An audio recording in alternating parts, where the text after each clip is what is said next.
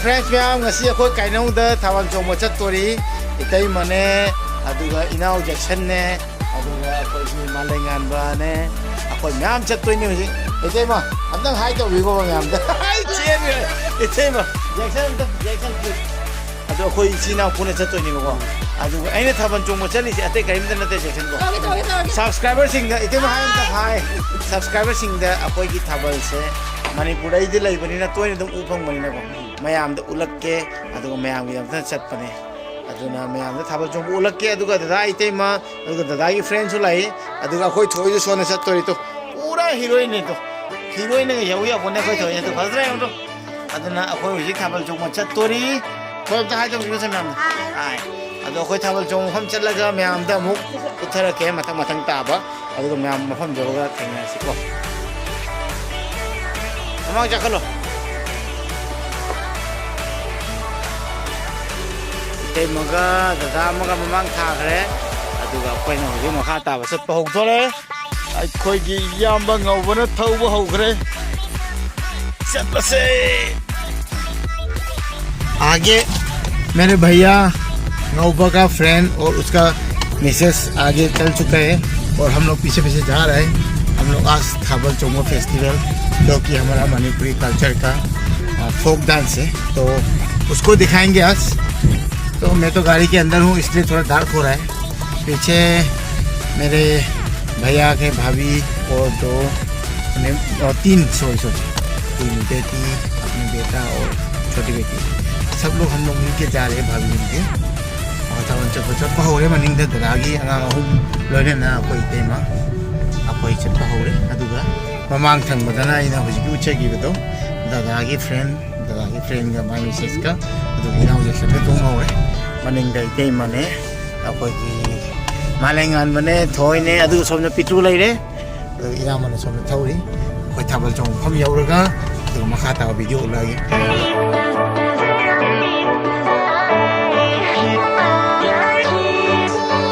अखोई हुजिक नंबोल बाजार थोले नंबोल बाजार यौरे को सिदगी अखोई चप्पा मखा ताबा होरी अंदर लगे हम लोग भी नंबोल बाजार पहुंच गए आगे जा रहे आगे चल रहे आगे देखिए हम लोग ढाका जाके थाबल चोंग फेस्टिवल थाबल चोंग कल्चर का जो फोक डांस है वो क्या होता है कैसे होता है हम लोग बस एक ही बात बोलता हूँ आप सब लोग मेरी फैमिली है हमारी फैमिली में सब शेयर करूँगा वही मैं शेयर करता हूँ। फाइनली अखोई मफम में यौरे अखोई दादा प्रंजित यावे अखोई यौरे हुजिक अदुगा चोंग मफम में यौरा अखोई गायरी मखोइना चोंग गायरी माय हस्बैंड वाइफ चोंग सोमदा इनाउ जैक्सन जो लेरे मालेंगान को लेरे थाबन मफम ना थाबन उलग के हम लोग पहुंच गए हैं फाइनली और आप सबको दिखाएंगे।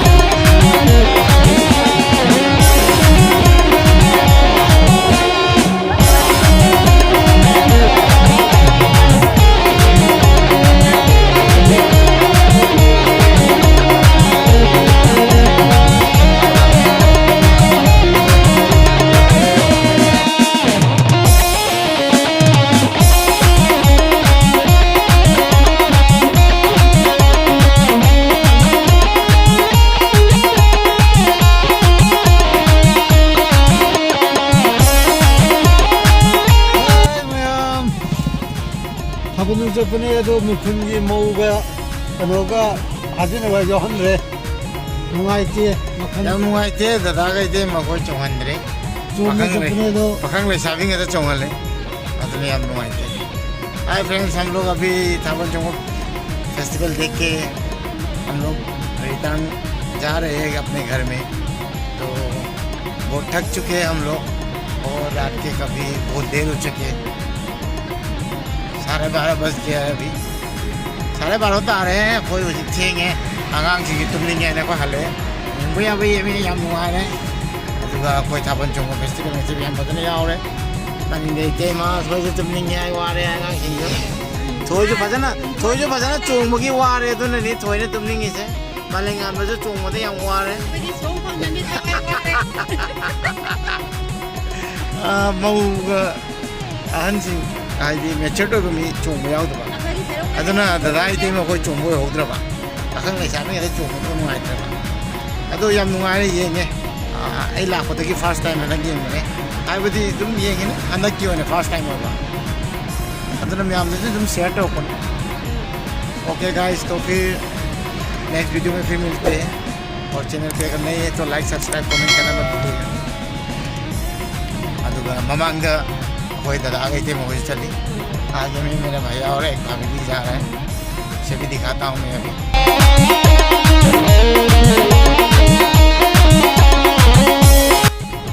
मथन वीडियो तो मुक्त थेंना से तो जी बाय बाय मुक्त पी रखे मैं आप इसे वाले पथा हो गए मथन वीडियो चोंबो लोग तो गला खुशी है थाबल चोंबो हमका बोला खुशी है तो आज का वीडियो इतना था कि नेक्स्ट वीडियो में मिलते हैं जब मैं आप चैनल जाना वो वीडियो के लिए लाइक सब्सक्राइब तो वीडियो कॉपी करो मथन वीडियो तो मुक्त थेंना से बाय बाय बालेगान में बाय बाय तेम बाय बाय चल बाय बाय बाय बाय यम bye bye bye Bye bye.